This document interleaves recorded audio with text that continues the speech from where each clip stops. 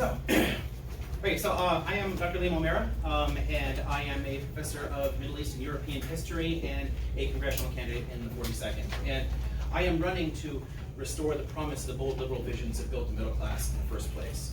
Now, yesterday was Women's Equality Day, and I think it's worth taking a moment to note that 99 years since the right to vote was guaranteed, but we still have a long way to go to sort of like close the gaps, and I think there's a number of policy measures that we can sort of push through that would have some kind of an impact on that. Like, for example, we are the only country in the world other than Papua New Guinea not to guarantee paid family leave. Why? Right? This severely impacts lifetime earnings for women. Things like child care and improving health care access would also go a great deal toward helping there. And I guess if you think about the direction of those kind of policies, it kind of fits into the general thrust of the campaign as a whole. What drives me into this? Why am I doing this in the first place? Well, I've been looking at 40 years of solid economic decline in the real economy in this country. And we get sucked in by the media talking about the markets. Oh, the markets are doing great. The markets are not the actual economy. They're not the real economy. And we tend to forget that. 40 years of decline. 70% of the population of this country used to be middle class. Today it's 50%. Right? Now, I've heard a lot of people wonder about it. A lot of Democrats wonder, how could Trump get elected? Right? Well, what would possibly turn people to elect someone so seemingly unfit for office? I don't have to wonder. I understand what drove people to it. Right? We have declining and stagnant wages in this country. We have rising cost of living in this country. Right? There are tons of people constantly on the edge of economic insecurity, that they can't afford a $500 emergency. Right? This drove a lot of people to them. The simple fact is, Trump ran as an economic populist. Right? And obviously, dishonestly, we all know that, but he tried to speak to working class voters. Right? And that brought a lot of people on board. Right? It's worth remembering that Trump carried the 42nd by 12 points, which means that for a Democrat to take the 42nd, we have to steal some of those voters. There's no way to win it mathematically without appealing to some of those voters, which for me means that the time here for running a milquetoast centrist in the area is done. It doesn't make sense. You can't do that in the Trump era.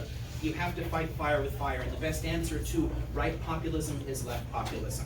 Right? As long as you can message the things in such a way that you can draw those workers back into the fold. Right? Democrats used to dominate the heartland of this country and the working class, and we have steadily lost ground with them since the 1980s. Right? And we have to start reversing those gains. Now, if you think about how you do that, right, one of the key issues really is being able to talk to people and being able to actually listen. Right? Being willing to go anywhere and listen to anyone and talk to them, not to shut people out. Not to. Think of the current incumbent. We all know the incumbent in the 42nd. I'm sure 27 years now. When was the last town hall you remember? He doesn't talk to his constituents. We need to be better than that, which means we need to be willing to talk to everyone and try to win them over. Right? We can't go shutting people out and blocking them out. We have to be willing to engage. Now, who am I to try and engage with voters? Why would they listen to me at all? Well, I have a poor background. I came from a poor family. I came from a broken home, and I had to struggle to get by in this world. And I can understand a lot of those struggles. Right? I can meet people in pool halls and chug beers and talk about what it's like to work here. I didn't get to go to college until I was 30 years old. Right? And it took a lot to be able to try and save up to do it, and I have a fantastic amount of debt for getting myself into it. But I was the first person in my family to actually get a college degree. And I went straight through into a PhD, and I've been teaching ever since. And that gives me another reason to think about running, because I spent 12 years teaching young people here and being not only inspired by them, but also trying to inspire in them some sense of hope, some sense of a desire to push back and try to do better in the world.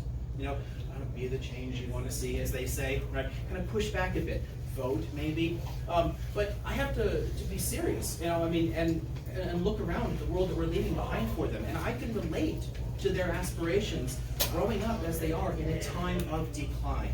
Right? My generation was the first one in American history not to exceed its parents' expectations, not to do as well as its parents' expectations. Most of the people I went to high school with do not own homes, including me. Most of us could not do as well as our parents did. And the expectations for the millennials that came after me are sharply lower. And those for the, what they still forget what they're going to call them, Gen Z, Zoomers, whatever, the next generation after the millennials, they're even worse off, right? What kind of world are we leaving behind for people, right? Especially if you think about a looming climate catastrophe. And we have to reckon with how much this is already disrupting the world. We can already see it in our own politics. People are fleeing large parts of the world that are growing progressively unlivable. We are going to see increasing numbers of climate refugees. And the response to that, so far, in Europe and the US, a return to xenophobia, nativism, racism. Is that what we want? Is that all we can do? We have to fight back. Right? And we have to be able and willing to tell people that it doesn't matter whether the study comes from the right or the left, immigrants have always been a net benefit to every country that's taken them in. We have to be willing to make those arguments and get that point across rather than giving into it and buying into the logic of the keeping people out and pushing them into their own countries. Right? We have to be willing to understand and discuss these issues. And I think there's a lot of issues that I think what we need to do more than anything else is just figure out how people really want to think about things, how they want to approach issues. It's a simple fact that we all approach issues a little bit differently. And if you're going to try and convince someone from the right of an idea, you can't use the same arguments that work for someone on the left. Right? You have to try and reckon with their life experiences and their fears and listen to them and their concerns. So a lot of progressive policies that I would be pushing out here, I will use different language for them, right? Climate change is a good one, right? So I'm for the Green New Deal, right? But I'm going to talk to people about it in terms of what it can give us here. Think about the technology gains we get from it. The U.S. used to lead the world in battery tech and solar cell technologies. China now has both.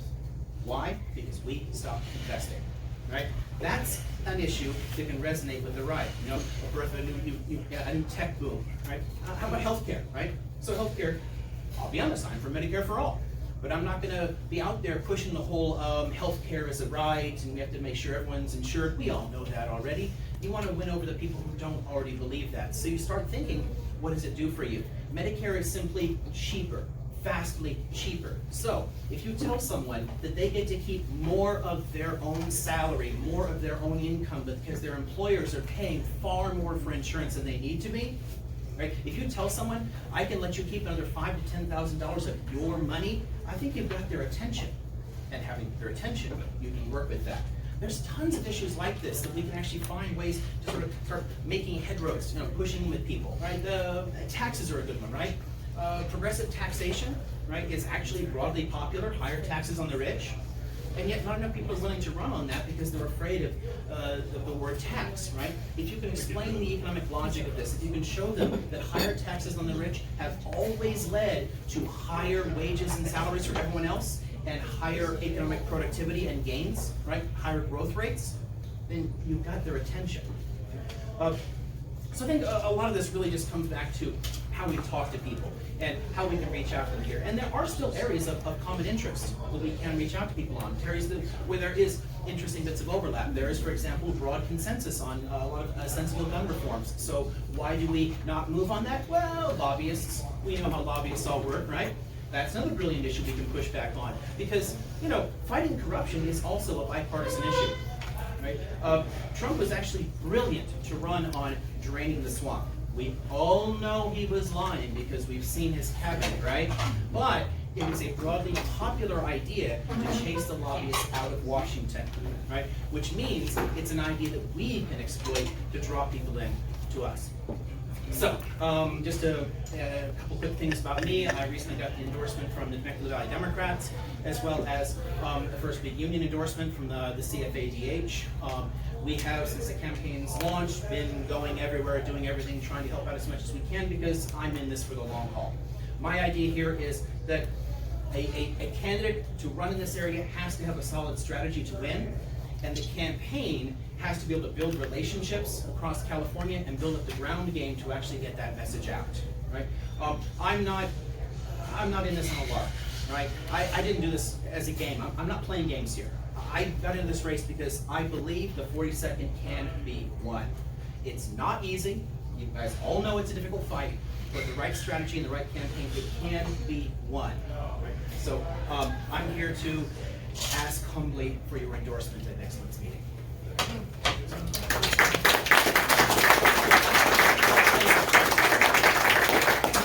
Are there any questions? Feel free to ask questions. Yes, sir. Yeah, you talk about talking to people. How much time do you have available to go to your campaign to get out and talk to people? And how are you going to approach talking to people? Door to door, groups, tell me. Very reasonable question. First off, as a professor, I have some control over my schedule, and I managed to pack all of my classes onto 2 days a week, which means I have 5 days a week. And since I worked full-time, actually more than full-time because of how many jobs they give to adjunct professors, I worked full-time while I was doing a PhD, so I'm used to 80 to 100-hour weeks already. So I will work all 5 of those other days, and as I'm driving or walking between classes, I'm going to be calling people. Right? As far as things in the district, I'll show up anywhere. I'll go to everything, the Chamber of Commerce to the Moose Lodge. Right? We're constantly looking for events and opportunities to walk in and speak. We'll go to churches, mosques, synagogues, public events, movies in the park, that sort of thing. We're going to be pushing a lot of things out through social media, like videos and whatnot, to interact that way. And we will have a significant door-to-door ground game, and I will be hitting as many doors as I can. Well, good luck. And I'm trying to flip the seat and helping every candidate since 2006. I worked with Bill Hedrick, Tim Sheridan, Julia, everyone. So 2 questions. One, what your friend is going to do, okay, what they have not done yet. And second thing, unfortunately, elections are won by money. What's your plan to how you're going to raise your money and how much you have now? Okay, so 2 different questions. One is, I'm glad you mentioned Bill's campaign, because it's something of a model for me. The fact that he was much more relatable to people, much more of a normal kind of guy, out there able to talk to people, and then he focused a lot more on economic issues, really makes sense here. And he came within 2 points of winning in a district that was far more Republican. He had a 45% Republican makeup in the district at the time. Today it's 38, 42nd, right? Which means we have more favorable demographics, and if we use a similar aesthetic, right, I think we can do just as well or better. Right? So that's one key thing there, is shifting the emphasis, running the campaign a little bit differently. As far as money, one key thing we're trying to do, in addition, obviously, to talking to everyone and pushing for unions and everything else, we've been trying to network across California, spend a lot of time meeting people at a convention there, and I'm trying to raise the profile of the district nationally and make the case that this actually is winnable. Both the 42nd and the 8th actually are within reach. It's interesting that so much money was dumped into the 50th last time because of the indictment, but the demographics there are much worse for us. Yep. We would have a lot harder time flipping that one. If we could get the money in the 42nd and in the 8th, the long, skinny one with the spine of the state here, we could actually flip those seats. We just need the investment. So trying to do a bunch of media appearances. I was recently on the Young Turks. We're trying to push a lot of things out that way to try and get attention. We're using each appearance to try and make us marketable to other places. And I'm honestly hoping that people will look at this campaign and say, "Huh, that's a little interesting. He's doing something a little differently," and they'll listen. Oh, and yeah, the campaign is frantically pointing out that we have donation envelopes. If you would all love to grace us with a check, I would love every one of you to donate. Speaking of money, do you have any kind of attachment where people can give you their credit card and your iPhone or whatever? Yeah, Blue is set up on the website, so that's easy to get to. When people apprehend you, their credit card, you say, "Yeah, I'd like to give you $30. Can you zip through their credit card on your iPhone? Do you have one of those attachments? We don't have it set up that way from the treasurer, because we set up with a professional treasurer in Sacramento, and they're very fussy about the way they do things. And I don't want to play with a lot of, I don't want to do a lot of fly-by-night stuff. I want to make sure everything is going straight into their hands, and I'm not messing with it at all. Right? They're trying to actually improve the abilities to do that with the bank that they use. So we've been talking about it. Not yet. Where are you taking money from? River City. Oh, yeah, I've dealt with them. As controller of the county. Right, and they use First Foundation Bank, which has been rather difficult to work with and kind of far behind the curve. A lot of digital stuff. Yeah, it's kind of a pain. But, again, they're professional. I trust them. Oh, they're very good. Okay, any other questions? So it may be kind of early, but related to the whole district, are there certain areas that you're gonna target first over others? Because like, I'm in Norco, just walking door to door from one end of the block to another is an experience. And, with all the animals, et cetera, that come out to greet you. So, you know, I don't think there are many Democrats in our neighborhood. We already see Trump 2020 signs up. So I'm just wondering if you have a strategy to address the areas that maybe are a little more likely to go with you versus where I live. Right, well, some of that's data driven, because obviously we know where all the Democratic houses are, Yeah. and we also know all the independent houses. And we can actually track back independents that have voted Democratic in presidential primaries, which gives us the interesting targets. People are more likely to go out there. But I'll actually go and talk to any independent, because I've actually spent years arguing with libertarian right-wingers, the Libertarian Party, that sort of thing, and I've actually converted rather a lot of them to being progressive and leftist, right? So I'm perfectly willing to engage with any civil libertarian independent, and I think that I can win some of those over to our side as well. So all Democratic houses and independent houses, we will go everywhere we can. We do want to increase engagement with some of the southern cities, right, that aren't as well canvassed and have been growing very fast. Places like Menifee is what, almost 100,000 people at this point here. Tons of people moving out. A lot of people won't have changed their voter registration yet from when they moved out. We can reach to people like that.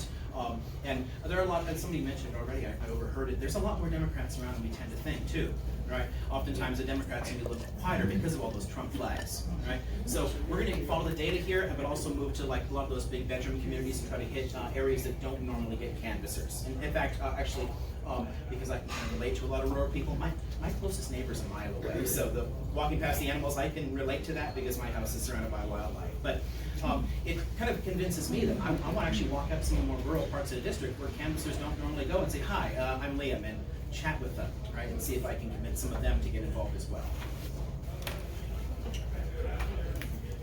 All right, no further questions. Thank you very much, Lynn.